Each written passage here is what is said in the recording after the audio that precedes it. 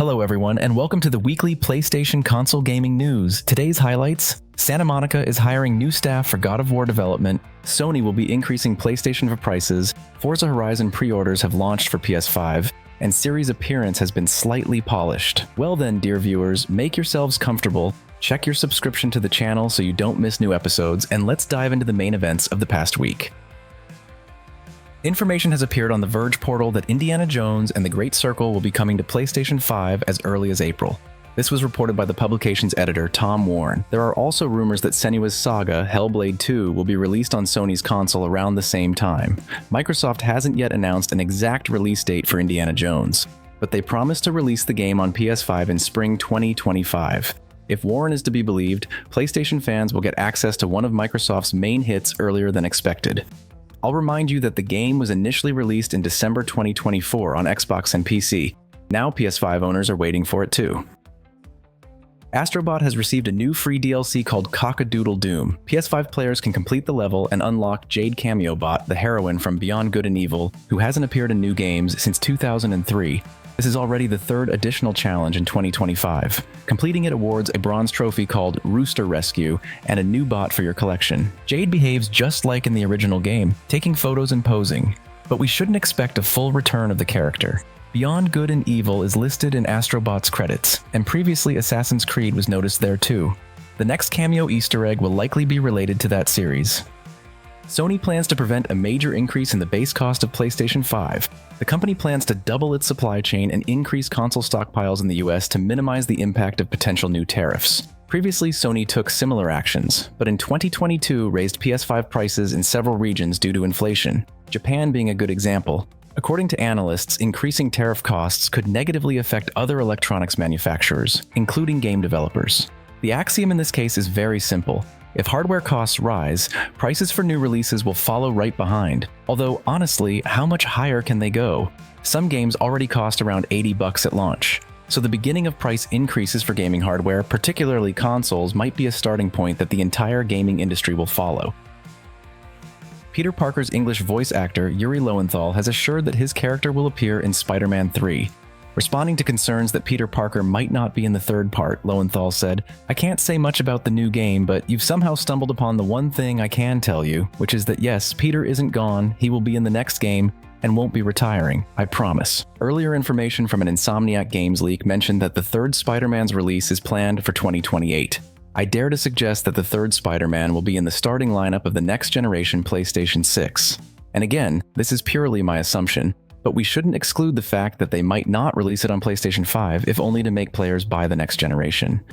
Sony has announced a reduction in the recommended retail price for second-generation PlayStation VR. Starting March 1st for the European region, the price will decrease by €150. Now for the full package, which includes the second-generation VR itself, PSVR Sense controllers, and stereo headphones, you'll have to pay €450 instead of $600. Apparently, there isn't much demand for the device, and developers aren't exactly rushing to release new cool games to please VR owners, as the target audience is very limited. I wouldn't rule out the possibility that literally in a couple of months, you might be able to buy it secondhand for about €250 or even €300, so it's better not to rush.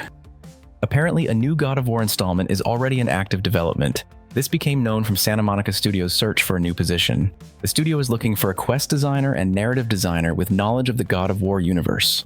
This information became known from the company's current job posting. Interestingly, for both positions, the list of requirements includes the following point: knowledge of competitive products and particularly God of War. Typically, such employees are recruited when a game is already in active development and the existing staff cannot handle the assigned tasks. But as reliable insiders earnestly assure us, we should expect the announcement of something new for God of War on the series' 20th anniversary. I'll remind those who might not know, this will take place on March 22nd. Sony has announced that the $10 Days Gone remaster, provided you own the full PS4 version, will feature permadeath where Deacon will die from any hit, even from a trap. Not that playing with permadeath is particularly unique for the gaming industry, but we know that Sony really loves to push this mode specifically in re-releases, remasters, and remakes. To somehow justify the $10 surcharge for the update, they have to resort to the good old hardcore modes. Last Wednesday, a new selection of games was announced for PlayStation Plus subscribers on all tiers. The basic starter distribution includes Dragon Age the Veilguard, Sonic Colors, and TMNT the Cowabunga Collection. The addition of the new Dragon Age part was extremely surprising, and despite its unsuccessful launch, 4 months is a new record in my opinion. The audience's opinion was divided into 2 camps, with the majority still dissatisfied as evidenced by feedback on the internet. Well, let's note that we'll be waiting for the next update. Maybe they'll give something worthwhile. The PlayStation Store has opened pre-orders and announced the exact release date for Xbox's most sacred exclusive, Forza Horizon 5. The release is scheduled for April 29th on PS5, but players who pre-order will get early access 4 days earlier. The price for Forza is as expected and at the same level as Helldivers 2. Also among interesting features, I'd like to note that the game will work better on PS5 than on Xbox. The project has been improved for PS5 Pro. In 60 FPS mode, they've upgraded the graphics and increased the resolution. And in the 30 FPS preset, they've added some kind of RTX analog.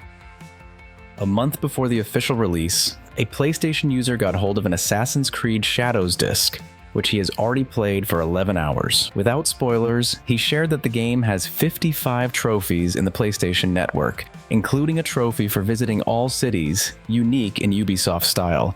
The story quests are interesting. He completed 8 main ones. The gameplay starts with Yasuke and after about 10 hours smoothly transitions to playing as Nao. As for bugs, he only encountered an NPC walking through a wall, but this is such an insignificant bug that you can overlook it and say, everything's great. This information was officially confirmed by Ubisoft, who referred to the leaked gameplay currently spreading online as not reflecting the final quality of the game. The development team continues working on updates to perfect the project. Ubisoft also asked players who received the game early to refrain from spoilers to avoid ruining the experience. The company advised fans to stay in the shadows to preserve their first impression at release. It appears that Ciri in The Witcher 4 is looking better. In a new behind-the-scenes trailer, fans noticed that the heroine's face has slightly transformed and looks different. It feels like Ciri had time for rhinoplasty and played a bit with her cheekbones. However, fans are convinced that this is just a lighting effect, there were no key changes, and it's just an optical illusion. Other fans note that the developers did listen to criticism and fix the model, making it more similar to and adapted from the third part. In my personal opinion, changes were made and they're noticeable to the naked eye. As for the claim that the light fell at a different angle, that's self-deception in my view, but write your own opinion in the comments. Bloober Tim, and for those who might not be familiar with this company, they're the developers of Layers of Fear, The Medium, and the Silent Hill 2 remake, have announced a new agreement with Konami. You don't need to be a genius to understand what a developer specializing in horror games will be doing, undoubtedly developing a new Silent Hill remake. The only question that remains open is whether it will be a remake of the first Silent Hill or will they continue with the third. Apparently, Konami decided not to reinvent the wheel, but to follow the well-trodden path of Capcom, who in their time also started releasing remakes from the second part. By the way, I honestly don't understand this Japanese logic and why to this day a remake of the first Resident Evil hasn't been released. It remains a mystery to me. The first full trailer for the new Atmospheric Story DLC for Lies of P Overtude has been shown.